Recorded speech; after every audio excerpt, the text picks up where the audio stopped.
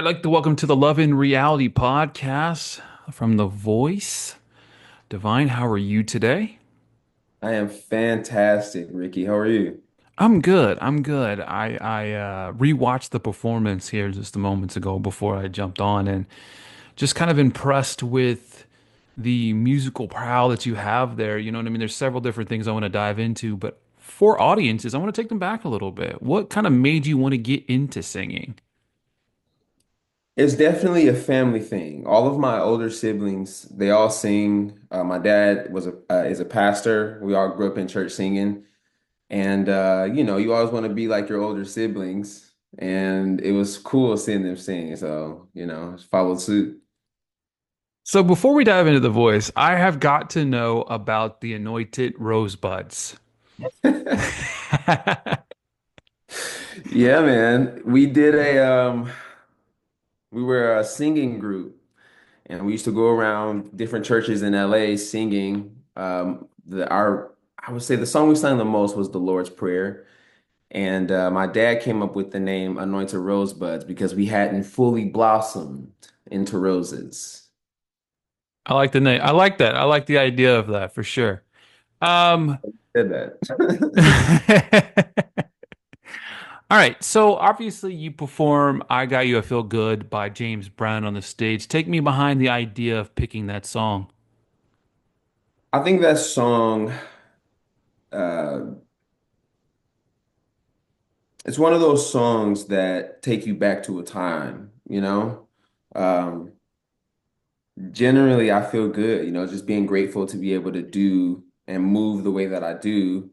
I had ACL reconstructive surgeries on both knees. So there was a long period of time where I couldn't move around how I wanted to.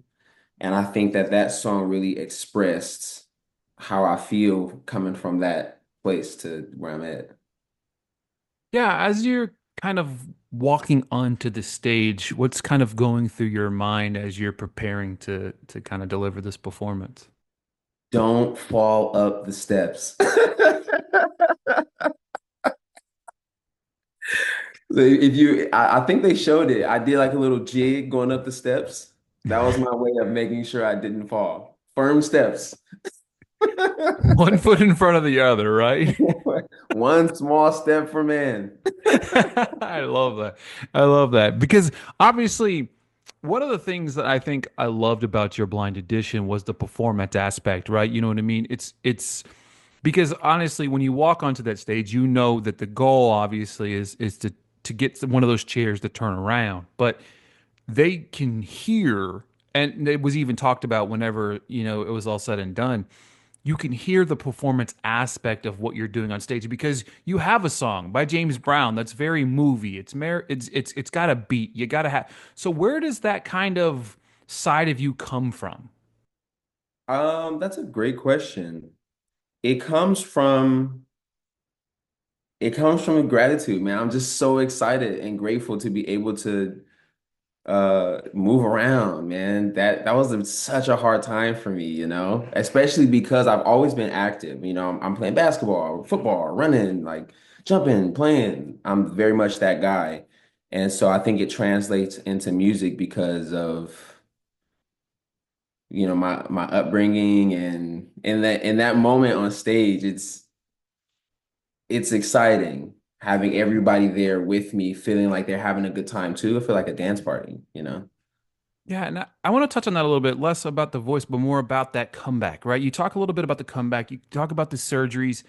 What kind of a message do you send to people that might be in that same boat, right? You know what I mean? They're trying to recover from something that maybe they think that they can't overcome. What is your message to that? Because you sit here today, we having this conversation today because you did overcome that.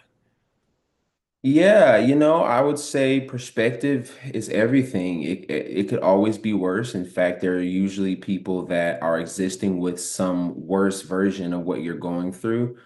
And if you can have an attitude of gratitude, it'll allow you to just be able to take that one next step. Because in those times, it's really hard to see past now. And if you can use your imagination to foresee something that could potentially be different and hold on to that piece and be grateful for that, then the future can be a powerful pulling force.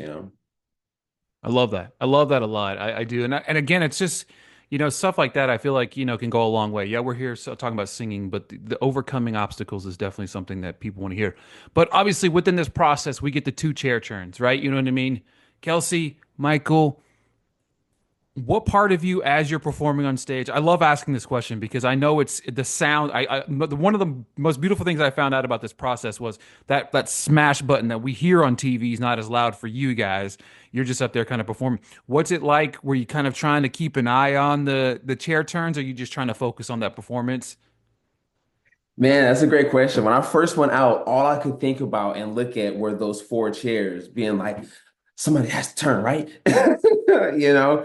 And then there was a moment where I was like, you know what? I'm just gonna be me and do what I do for everyone. And if they just so happen to turn their chairs from enjoying it, great. If not, great.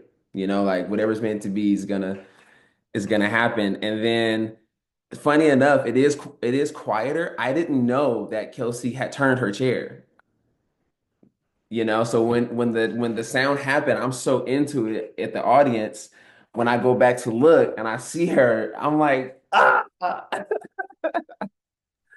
made it. Right, exactly. I'm here, baby. I'm here. And like we in here, let's go. Exactly. I love that.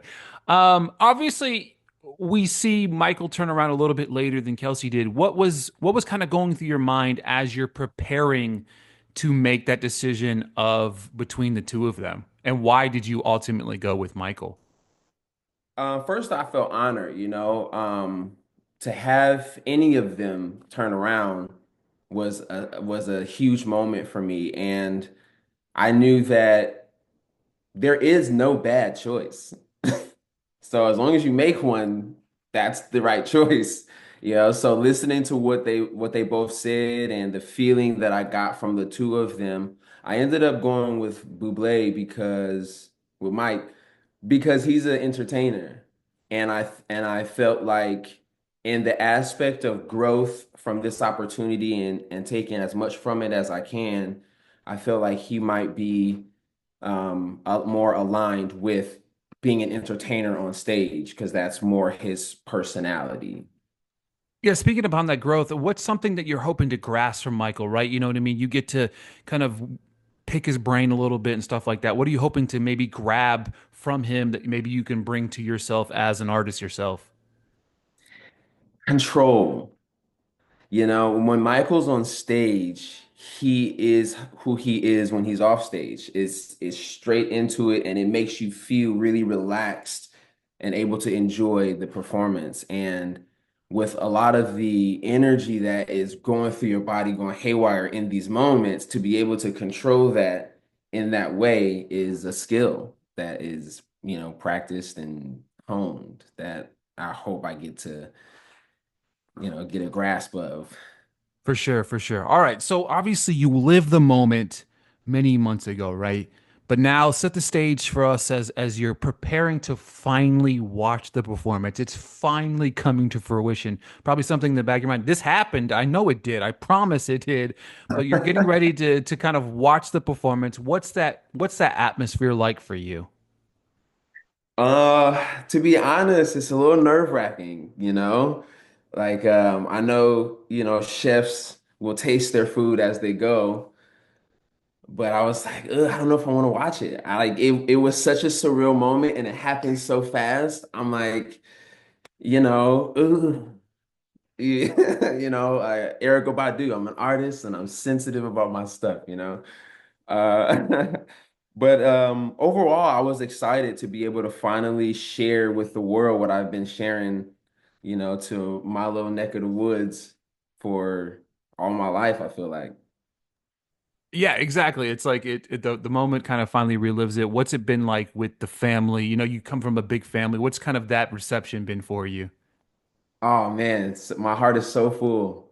My heart is so full, man. There's so gifts and expressions and everybody's just so excited, rooting for me and supporting and telling me, keeping my head on straight, not getting not getting big headed at all. It's lovely, man. It's lovely. I'm blessed to be able to have that. All right, my final question to you is this. So obviously you landed on "I Got You, I Feel Good" by James Brown, right? Was there any other songs that you might have had in mind that you thought about performing? Yeah, there were tons of songs. Yeah, there were a lot of songs.